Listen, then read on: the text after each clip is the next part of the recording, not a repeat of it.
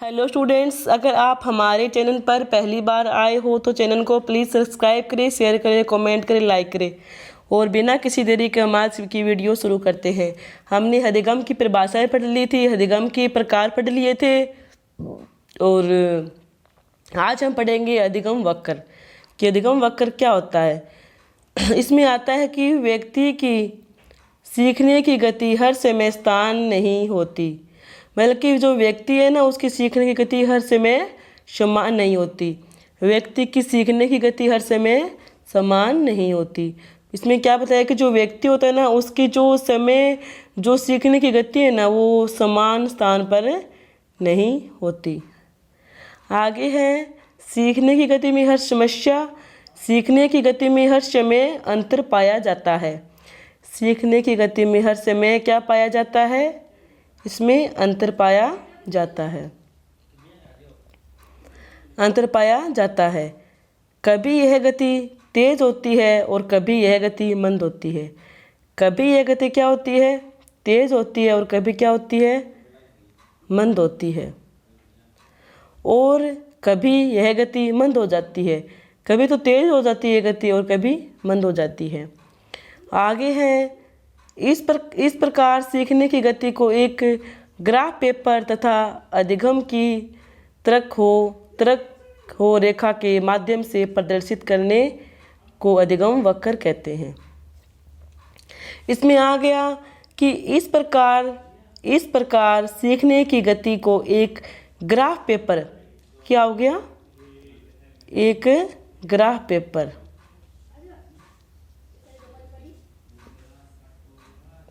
Paper तथा अधिगम की तरक को रेखा के माध्यम से प्रदर्शित करते उसे क्या कहते हैं? अधिगम वक्र कहते हैं। आगे हम पढ़ेंगे अधिगम व वक्र के प्रकार। अधिगम वक्र होता है ना वो कितने प्रकार का होता है? यह 4 प्रकार का होता है। नंबर 1 धनात्मक, नंबर 2 ऋणात्मक, नंबर 3 सरल रेखीय, नंबर 4 SF आकारीय अधिगम। सबसे पहले आता है हमारा अधिगम होता है वक्र, वह कौन सा है? धनात्मक। सबसे पहले कौन सा आता है? धनात्मक। सबसे पहले आता है धनात्मक अधिगम वक्र। नंबर 1 है ऐसा अधिगम वक्र जिसमें अधिगम की दर प्रारंभ में धीमी होती है। मतलब कि इसमें क्या है, जो प्रारंभ में जो गति है ना वो क्या होती है? धीमी होती है।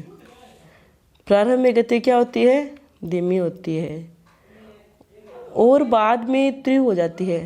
पहले वह गति धीमी थी और बाद में वह गति क्या हो जाती है? तीव्र हो जाती है। बाद में वह गति क्या हो जाती है? तीव्र होती है। धनात्मक अधिगम वक्र कहलाता है। वह क्या कहलाता है? धनात्मक अधिगम वक्र कहलाता है। वह धनात्मक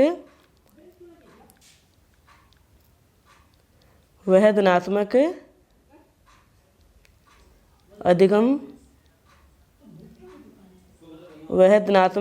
वक्र कहलाता है। हमारा आगे इसी प्रकार आगे आता है कि इसे वर्तमान शिक्षण तथा वक्र तथा उन्नति दर वक्र कहते हैं। इसे वर्तमान शिक्षण वक्र तथा उन्नति वक्र कहते हैं या सकारात्मक भी कहते हैं। मतलब कि इसमें क्या किया कि जो ऐसा इसमें धनात्मक जो अधिगम है ना उसमें जो प्रारंभ में ना गति धीमी होती है, ठीक है, और बाद में गति क्या होती है? तीव्र होती है। पहले क्या होती है? धीमी होती है, बाद में तीव्र होती है। धनात्मक अधिगम वक्र कहलाता है। धनात्मक अधिगम वक्र कहलाता है। इसे वर्तमान शिक्षण तथा वक्र तथा उन्नति दर वक्र कहते हैं। शिक्षण तथा वक्र उन्नति दर कहते हैं या सकारात्मक भी कहते हैं। इसमें एक उदाहरण है, कीबोर्ड पर जो टाइपिंग सीखते समय सीखने की गति पहले तो धीमी होती है, ठीक है। जो पहले की गति है ना वो क्या होती है? सीखने में धीमी होती है। तथा अभ्यास करने पर टाइपिंग में त्रुटि आ जाती है।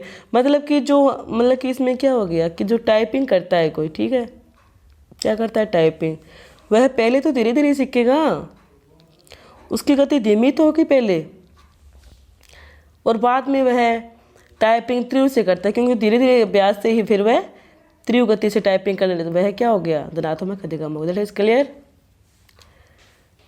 इसमें सीधी सी बात है कि धनात्मक वक्र वो होता है पहले गति क्या होती है, धीमी होती है, बाद में गति त्रुटि हो जाती है। एक उदाहरण दे दिया आपको, एक उदाहरण आपको मैंने दे दिया। धनात्मक अधिगम वक्र हो ही गया। प्रारंभिक गति क्या होती है, प्रारंभ के अंदर गति त्रुटि होगी और बाद में वही गति, प्रारंभ में वह गति धीमी होती है और बाद में त्रुटि हो जाती है। ये क्या हो गया, अधिगम धनात्मक वक्र हो गया। इसमें जिस प्रकार से इसमें उदाहरण दिया, मैंने आपको बता ही दिया कि एक व्यक्ति है जो टाइपिंग कर रहा है, वो धीरे धीरे तो सीखेगा, अगर उसको टाइपिंग का अभ्यास हो जाता है तो वह त्रुटि गति से टाइपिंग करने लग जाता है। एक उदाहरण और है, इसमें क्या बताया है कि शिक्षक को कोई कठिन पाठ सिखाने के लिए या कठिन समस्या का समाधान करने के लिए कहा जाता है, तो पाठ कठिन होने पर प्रारंभ में सीखने की गति धीमी तथा कुछ अभ्यास होने के बाद उसकी गति त्रुटि हो जाती है। उसकी गति क्या हो जाती है, त्रुटि हो जाती है। इसमें क्या बताया कि जो शिक्षार्थी होता है, ठीक है, शिक्षार्थी को कोई कठिन पाठ सिखाने के लिए, मतलब कि जो शिक्षार्थी को कोई पाठ सिखाने के लिए या कठिन समस्या का समाधान करने के लिए कहा जाता है, कठिन समस्या समाधान करने के लिए कहा जाता है, तो पाठ कठिन होने पर प्रारंभ होने में सीखने की गति धीमी तथा कुछ अभ्यास होने के बाद उसकी गति त्रुटि हो जाती है। कुछ अभ्यास होने के बाद उसकी गति क्या हो जाती है, त्रुटि हो जाती है। That is clear. इसमें यही है सीधा सा कि जो पहले करते हैं ना उसकी गति धीमी होती है और बाद में वह गति त्रुटि हो जाती है। ये उदाहरण हो ही गया कंप्यूटर वाला, टाइपिंग वाला। इसी प्रकार से हम पढ़ते हैं आगे। धनात्मक तो हमने पढ़ लिया, अब हम पढ़ते हैं ऋणात्मक अधिगम वक्र। इसमें क्या है कि जो ऐसा अधिगम वक्र जिसमें अधिगम की दर प्रारंभ में तो क्या होती है, त्रुटि, बाद में धीमी, इसका उल्टा है, ये बाद में धीमी हो जाती है, इसे अधिगम वक्र कहते हैं। इसमें क्या बताया, इसमें है ना वो पहले जो गति होती है ना वो क्या होती है, त्रुटि होती है, बाद में मंद पड़ जाती है। धनात्मक अधिगम वक्र को हास निष्पादन वक्र भी कहते हैं। इस अधिगम में कभी कभी थकान, अनिच्छा आदि कारणों से ह्रास भी होना प्रारंभ हो जाता है। आगे आता है, कक्षा में प्रथम द्वितीय क्लास में सीखने की गति त्रुटि होती है, आखिरी के क्लास में सीखने की गति धीमी हो जाती है। मतलब कि जब हम स्कूल जाते हैं तो हमारा जो फर्स्ट क्लास होता है, ठीक है, उसमें हम आसानी से, मतलब कि हमें एक मतलब कि जिज्ञासा होगी कुछ सीखने की, तब हम उस क्लास में आसानी से पढ़ सकते हैं। जैसे जैसे लास्ट हमारा आखिरी पीरियड आता है, आखिरी क्लास आता है, उसमें हमारी गति धीमी पड़ जाती है, क्योंकि पहले तो हमें उत्साह था, सुबह सुबह आते ही, बाद में आखिरी में क्या हो गया, उसकी गति धीमी पड़ गई। ये क्या हो गया, धनात्मक अधिगम। इसमें बता ही दिया मैंने आपको, धनात्मक अधिगम में गति पहले तो त्रुटि होगी, बाद में क्या होगा, धीमी हो जाती है। और इसमें ये हो ही गया, मतलब कि ये उदाहरण मैंने आपको बता ही दिया। इसी प्रकार से हम आगे पढ़ते हैं। आगे आता है हमारा सरल रेखीय अधिगम वक्र। कौन सा आता है, सरल रेखीय अधिगम वक्र। ये कौन सा होता है, मतलब कि ऐसा अधिगम वक्र जिसमें अधिगम इसे सरल रेखीय तथा समान निष्पादन वक्र कहते हैं। समान निष्पादन वक्र कहते हैं। प्रत्येक प्रयास में सीखने की मात्रा या निष्पादन समान रहता है। इसी तरह का वक्र बहुत कम देखने को मिलता है। जो सरल रेखीय वक्र है ना, यह बहुत कम देखने को इसमें मिलता है। इसी प्रकार से हम आगे पढ़ते हैं आकारीय अधिगम वक्र, एस आकारीय अधिगम वक्र। कौन सा पढ़ेंगे? एस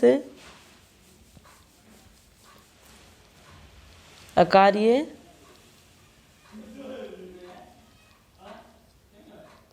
अधिगम वक्र। इसमें क्या आ गया कि जो ऐसा अधिगम वक्र जिसमें अधिगम पुनः धीमी हो जाती है, तो फिर त्रि हो जाती है, पुनः धीमी हो जाती है, फिर त्रि हो जाती है, और पुनः धीमी और त्रि होती जाती है। यथार्थ इसमें स्थिरता नहीं होती। क्या नहीं होती? स्थिरता नहीं होती। क्या नहीं होती? स्थिरता इसमें नहीं होती। आगे आता है जब एक छात्र कंपटीशन की तैयारी कर रहा है, तब उसका अधिगम त्रिव हो जाता है। क्या हो जाता है उसका अधिगम? त्रिव। मतलब कि सीखने की क्रिया क्या हो जाती है? त्रिव हो जाती है। लेकिन परीक्षा होते ही कुछ समय के लिए पढ़ाई नहीं करता तो उसका अधिगम धीमा हो जाता है। मतलब कि कुछ समय जब उसके मतलब कि जो कंपटीशन आता तो उसकी गति क्या थी?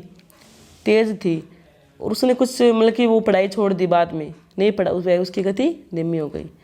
और फिर वैकेंसी आने पर वापस तैयारी करता है तो अधिगम त्रिव, फिर आराम करके तथा अधिगम धीमा हो जाता है। आकारीय अधिगम में क्या बताया है? आकारीय अधिगम वो होता है कि ऐसा अधिगम वक्र जिसमें अधिगम पुनः धीमी हो जाती है, अधिगम पुनः क्या हो जाती है? धीमी हो जाती है, और फिर त्रिव हो जाती है, फिर वापस धीमी, फिर वापस त्रिव, फिर पुनः धीमी और त्रिव होती जाती है। यथार्थ इसमें स्थिरता नहीं आती। यथार्थ इसमें स्थिरता नहीं आती। आगे आता है मतलब कि मैंने बता ही दिया कि जो एक बालक होता है, एक छात्र होता है, वो कंपटीशन की तैयारी कर रहा है, मतलब कि जब उसकी परीक्षा पास में होती है ना, तब उसका अधिगम त्रिव होता है। मतलब कि जो उसकी जो परीक्षा है ना, वो मतलब कि आगे बढ़ गई उसकी डेट, तो वह उसमें उसकी जो पढ़ाई में उसका पढ़ाई को वह एक बार छोड़ देगा, वह पढ़ाई को स्थिर कर देगा। फिर अगर बाद में उस वही वैकेंसी आती है तो वापस लग जाएगा, फिर उसका अधिगम वापस त्रिव हो जाएगा। मतलब कि इसमें क्या हो गया कि अधिगम त्रिव और आराम करके तब अधिगम धीमी हो जाती है। आगे हमारा टॉपिक है अधिगम पठार। क्या आ गया? अधिगम पठार। इसमें क्या आ गया?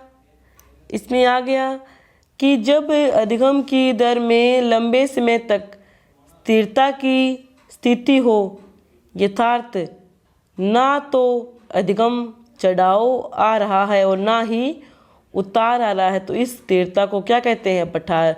मतलब कि ना ही तो चढ़ाव आ रहा है ना ही उतार आ रहा है, तो इसको स्थिरता पठार कहा जाता है। एक बार हम इसको फिर से रिपीट करते हैं। हम पढ़ रहे थे अधिगम वक्र कि अधिगम वक्र क्या होता है, इसके बारे में हमने पढ़ लिया। एक बार हम फिर से रिपीट कर रहे हैं इसको कि व्यक्ति की सीखने की गति हर समय समान नहीं होती। मतलब कि क्या बताया कि जो व्यक्ति होता है ना, व्यक्ति होता है, व्यक्ति की सीखने की गति क्या नहीं होती? समान नहीं होती। व्यक्ति की सीखने की गति समान नहीं होती। सीखने की गति में हर समय क्या आता है? अंतर। हर समय क्या आता है? अंतर। हर समय क्या आता है? इसमें अंतर आता है। सीखने की गति में क्या आता है? अंतर। फिर अंतर आता, कभी यह गति तेज हो जाती है, कभी यह गति क्या हो जाती है? तेज हो जाती है। कभी क्या हो जाती है? मंद। कभी तो यह गति तेज होती है और कभी यह गति मंद होती है। ठीक है, ये क्या हो गया? हमारा अधिगम वक्र हो गया। एक बार फिर से रिपीट करते हैं कि व्यक्ति की सीखने की गति हर समय समान नहीं होती। व्यक्ति की सीखने की गति हर समय समान नहीं होती। सीखने की गति में हर समय अंतर पाया जाता है। सीखने की गति में हर समय क्या पाया जाता है? अंतर पाया जाता है। कभी यह गति तेज होती है, कभी यह गति क्या होती है? तेज होती है, और कभी यह गति मंद होती है। कभी तो यह गति क्या होती है? तेज हो जाती है, और कभी यह गति मंद हो जाती है। ठीक है, और मतलब कि ये हो गया, मैंने बता दिया आपको। आगे हमारा आता है, इस प्रकार सीखने की गति को एक ग्राफ पेपर तथा अधिगम की तरह तर्क को रेखा के माध्यम से प्रदर्शित करने को अधिगम वक्र कहते हैं। देखो अच्छी बात बताइए इसमें कि इस प्रकार सीखने की गति को एक ग्राफ पेपर, क्या? ग्राफ पेपर तथा अधिगम की तर्क रेखा को अधिगम की तर्क रेखा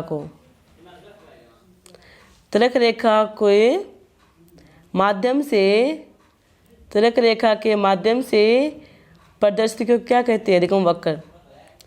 सीधी सी डेफिनेशन है इसकी कि इस प्रकार सीखने की गति एक ग्राफ पेपर तथा अधिगम की तरह, इस प्रकार सीखने की गति को एक ग्राफ पेपर तथा अधिगम की तर्क रेखा के माध्यम से प्रदर्शित करते हैं उसे। मतलब कि एक रेखा हो गई, रेखा के माध्यम से हम क्या करते हैं? उसको प्रदर्शित करते हैं, तो वही अधिगम वक्र हो गया। अधिगम वक्र हो गया। ठीक है,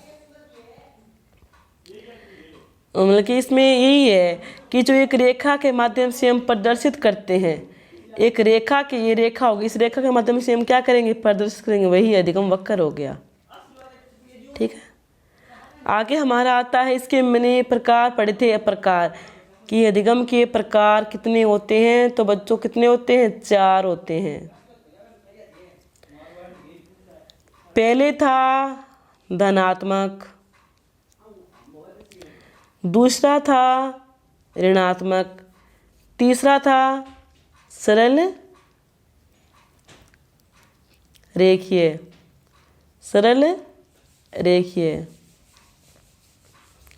चौथा आ गया हमारा असहकार्य अधिगम। चौथा हमारा कौन सा आ गया? असहकार्य अधिगम।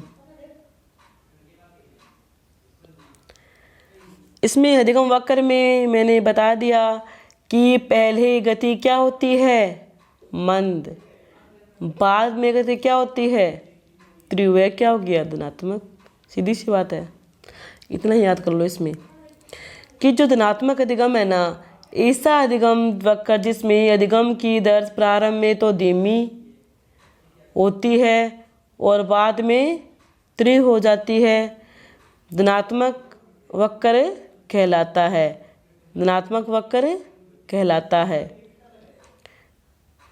इसे वर्तमान शिक्षण तथा वक्र तथा उन्नति दर वक्र कहते हैं या सकारात्मक भी कहते हैं। धनात्मक अधिगम वक्र में क्या आ गया कि जो ऐसा अधिगम वक्र जिसमें अधिगम की दर प्रारंभ में तो धीमी होती है, प्रारंभ में क्या होती है? प्रारंभ में धीमी, बाद में तीव्र हो जाती है, इसे वर्तमान शिक्षण तथा वक्र तथा उन्नति दर वक्र कहते हैं या सकारात्मक भी कहते हैं। उदाहरण मैंने बता दिया कि जो एक व्यक्ति है वो टाइपिंग करता है, टाइपिंग तो धीरे धीरे सीखेगा, जैसे जैसे उसकी वह गति क्या हो गई? धीमी, मंद हो गई वह गति। बाद में वह टाइपिंग सीख जाता है तब उसकी गति तीव्र हो जाती है, वही क्या हो गया? धनात्मक अधिगम। एक उदाहरण इसमें और है कि शिक्षार्थी को कोई कठिन पाठ पढ़ाने के लिए या कठिन समस्या का समाधान करने के लिए कहा जाता है, तो पाठ कठिन होने पर प्रारंभ में सीखने की गति धीमी, बाद में तीव्र हो जाती है, वही क्या हो गया? धनात्मक अधिगम वक्र हो गया। मतलब कि इसमें ये बताया कि प्रारंभ में गति मंद होती है, बाद में गति तीव्र होती है। मतलब कि इसमें ऐसा अधिगम वक्र जिसमें अधिगम की दर प्रारंभ में तो धीमी होती है और बाद में तीव्र हो जाती है, वह धनात्मक अधिगम वक्र कहलाता है। वह धनात्मक अधिगम वक्र कहलाता है। इसे वर्तमान शिक्षण तथा वक्र उन्नति दर कहते हैं। इसे क्या कहते हैं? वर्तमान शिक्षण और क्या बोलते हैं? उन्नति दर वक्र कहते हैं। उन्नति दर वक्र कहते हैं। उन्नति दर वक्र कहते हैं।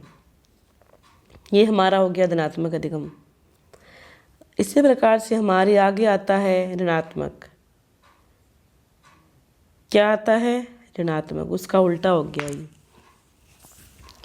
जो ऋणात्मक अधिगम है ना, वो मतलब किसमें क्या बताया कि ऐसा अधिगम वक्र जिसमें अधिगम की गति प्रारंभ में तो तीव्र होती है। प्रारंभ में गति क्या होती है? तीव्र होती है, बाद में मंद हो जाती है। बाद में मंद हो जाती है। ठीक है। इसमें आ गया कि जो धनात्मक अधिगम है ना, उसमें क्या आ गया कि ऐसा अधिगम वक्र जिसमें अधिगम की दर प्रारंभ में तो तीव्र होती है और बाद में गति धीमी हो जाती है। बाद में गति क्या होती है? धीमी हो जाती है। इसे ऋणात्मक अधिगम वक्र कहते हैं। इसे ऋणात्मक अधिगम वक्र कहते हैं। ऋणात्मक अधिगम वक्र को हास्य निष्पादन वक्र कहते हैं। इसमें क्वेश्चन पूछ सकते हैं कि हास्य निष्पादन वक्र भी कहते हैं। वक्र भी कहते हैं। किसको कहते हैं? ऋणात्मक अधिगम को। ऋणात्मक अधिगम का एक नाम और भी है, वो है निष्पादन अधिगम वक्र। निष्पादन अधिगम वक्र। इसमें एक उदाहरण हो गया कि कक्षा में जो प्रथम क्लास आता है हमारा, तब बच्चों में उत्सुकता होती है सीखने की। बाद में जैसे लास्ट का क्लास आता है तब बच्चे की गति धीमी हो जाती है। वही क्या हो गया? ऋणात्मक। इसी प्रकार से आगे था हमारा असकार्य अधिगम। इसमें क्या आ गया कि ऐसा अधिगम वक्र जिसमें अधिगम पुनः धीमी हो जाती है। अधिगम क्या हो जाता है? पुनः धीमा हो जाता है। फिर बाद में तीव्र, बाद में धीमा, बाद में तीव्र होता है। मतलब कि इसमें क्या नहीं आती? स्थिरता। क्या नहीं आती? स्थिरता। और जब एक छात्र कंपटीशन की तैयारी कर रहा है तब उसका अधिगम तीव्र हो जाता है, लेकिन परीक्षा होते ही कुछ समय के लिए पढ़ाई नहीं करता तो उसका अधिगम धीमा हो जाता है। वो पढ़ाई को छोड़ देगा ना एक बार, तब उसका अधिगम क्या हो गया? धीमा हो गया। बाद में वह पढ़ाई में लग गया तो अधिगम तीव्र हो गया। ये क्या हो गया? असकार्य अधिगम। अधिगम के पठार। अधिगम के पठार क्या आ गया इसमें कि जब अधिगम की दर में लंबे समय तक स्थिरता की स्थिति हो, यथार्थ ना हो तो अधिगम वक्र, अधिगम चढ़ाव आ रहा है तो ना ही उतार आ रहा है तो वह क्या कहलाता है? पठार अधिगम। आगे हमारा टॉपिक है अधिगम का हस्तांतरण। अधिगम का हस्तांतरण। इसमें क्या गया कि जो अधिगम हस्तांतरण है ना, वह 3 प्रकार का होता है। नंबर फर्स्ट धनात्मक, नंबर सेकंड ऋणात्मक, नंबर थर्ड शून्य। ये अधिगम का हस्तांतरण हो गया। अब हम अधिगम की परिभाषाएं पढ़ेंगे कि वैज्ञानिकों ने क्या क्या कहा है। क्रो एंड करो के अनुसार, किसके अनुसार? करो व करो के अनुसार क्या परिभाषाएं दी है? अधिगम के एक क्षेत्र में अर्जित सोचने, महसूस करने की आदतों, ज्ञान तथा कौशल को सिखाने के किसी दूसरे क्षेत्र में प्रयोग करना ही प्राय शिक्षण का अंतरण कहलाता है। शिक्षण का अंतरण कहलाता है कि जो अधिगम के क्षेत्र है ना, अधिगम के क्षेत्र में अर्जित सोचने, महसूस करने की आदतों, ज्ञान तथा कौशलों को सिखाने के किसी दूसरे क्षेत्र में प्रयोग करना ही प्राय प्रशिक्षण तथा अंतरण कहलाता है। प्रशिक्षण तथा स्थानांतरण कहलाता है। आगे आता है कैंडल के अनुसार। कौन? कैंडल के अनुसार कि पूर्व में सीखे गए व्यवहार का वर्तमान में सीखे गए व्यवहार पर पड़ने वाला प्रभाव से संबंधित वह क्या है? स्थानांतरण। आगे हमारा स्थानांतरण के प्रकार। स्थानांतरण 3 प्रकार का होता है, मैंने बता दिया था आपको। सबसे पहले कौन सा है? धनात्मक। धनात्मक हम पढ़ेंगे। जब एक विषय में सीखा गया ज्ञान किसी दूसरे विषय में सहायता होता है तो उसे धनात्मक अधिगम कहते हैं। कि एक विषय में सीखा गया ज्ञान किसी दूसरे विषय में सहायक होता है तो उसे धनात्मक स्थानांतरण अधिगम कहते हैं। एक विषय में सीखा गया ज्ञान किसी दूसरे विषय में सहायक होता है तो उसे धनात्मक स्थानांतरण कहते हैं। धनात्मक स्थानांतरण कहते हैं। आगे आता है इसे सकारात्मक अधिगम स्थानांतरण, धनात्मक अधिगम स्थानांतरण तथा अनुकूलन अधिगम स्थानांतरण कहते हैं। मतलब कि इसमें एक उदाहरण है, एक टेबसिन खेलने वाला एक जो मतलब कि इसमें क्या गया, खेलने वाला बैडमिंटन आसानी से खेल सकता है। क्यों? टेनिस खेलेगा तो वह बैडमिंटन में आसानी से खेल सकता है। इसमें एक और बताऊँ मैं आपको, मतलब कि इसमें क्या हो गया कि जो मतलब कि साइकिल चला रहा है एक व्यक्ति, तो वह ना मोटरसाइकिल आसानी से चला सकता है क्योंकि उससे पहले चलाने का अभ्यास था, तो वह आसानी से चला सकता है। क्योंकि पहले वाला ज्ञान इसमें क्या होता है? सहायक होता है। वही क्या हो गया? धनात्मक अधिगम। हमने एक बार फिर इसे थोड़ा बहुत मोटा मोटी देख लेते हैं इसमें कि अधिगम वक्र।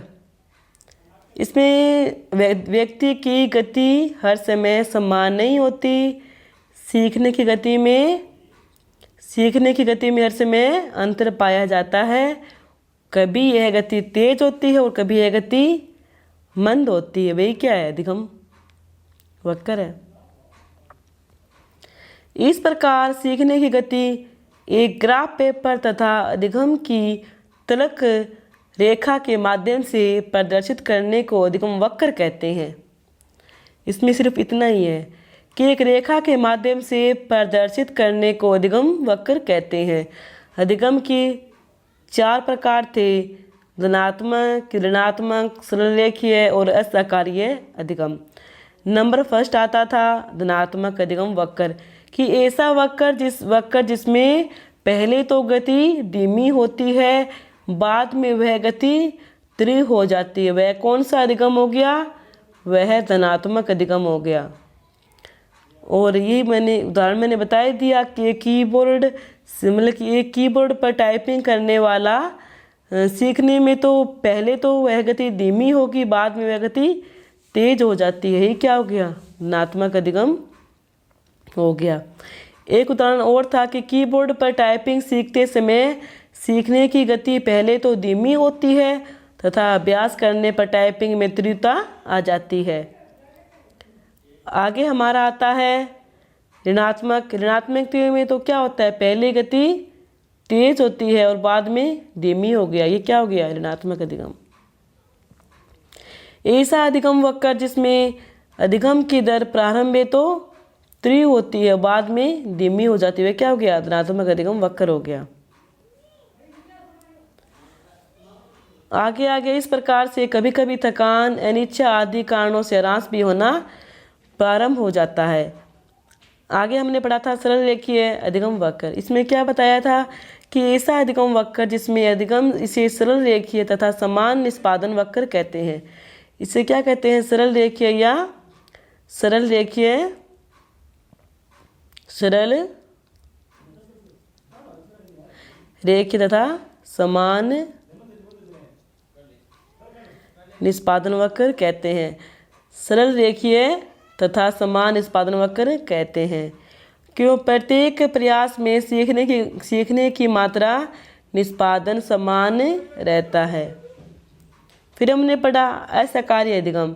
इसमें क्या होता है कि ऐसा अधिगम वक्र जिसमें अधिगम पुनः धीमी हो जाता है और फिर तीव्र हो जाता है। इसमें कभी, कहने का मतलब ये है कि इसमें कभी तीव्रता नहीं आती। एक एग्जाम्पल था इसमें कि एक छात्र कंपटीशन की तैयारी कर रहा है, जब परीक्षा उसके पास में होगी तब उसका जो मतलब कि पास में होगी उसका अधिगम तेज होगा। अगर वही विज्ञान से अगर आगे चले जाते उसका अधिगम धीमा या मंद पड़ जाएगा, क्योंकि वह पढ़ाई कम कर रहा है, क्योंकि विज्ञान से तो आगे चलेगा। इस कारण से वह है कभी तो इसमें तीव्रता आती है, कभी इसमें तीव्रता आती है, कभी मंद हो जाता है। ये क्या हो गया, अधिगम वक्र, मतलब कि असहकार्य अधिगम वक्र हो गया। ठीक है। अधिगम पठार मैंने बता ही दिया कि जब अधिगम की दर में लंबे समय तक स्थिरता की स्थिति हो जाती है, अर्थात ना तो अधिगम चढ़ाव आ रहा है और ना ही उतार आ रहा है, इसे स्थिरता का पठार कहते हैं। स्थानांतरण हो ही गया कि जो करो ने क्या कहा था कि अधिगम के एक क्षेत्र में अर्जित सोचने, महसूस करने की आदतों, ज्ञान तथा कौशलों को सिखाने के किसी दूसरे क्षेत्र में प्रयोग करना ही प्राय प्रशिक्षण या अंतरण कहलाता है। केंडल के अनुसार पूर्व में सीखे गए व्यवहार का वर्तमान में सीखे गए व्यवहार पर पड़ने वाले प्रभाव को स्थानांतरण अधिगम कहते हैं। अधिगम की प्रकार, अधिगम 3 प्रकार का होता था, स्थानांतरण, ऋणात्मक और शून्य। ऋणात्मक में तो पहले वाला ज्ञान दूसरे ज्ञान में काम आता है, ऋणात्मक हो गया। ठीक है। इसी प्रकार से हमने ये पढ़ लिए। तो आज की वीडियो में इतना ही काफ़ी। कल की वीडियो में हम अधिगम के प्रकार को डिटेल से पढ़ेंगे। जय हिंद, जय भारत।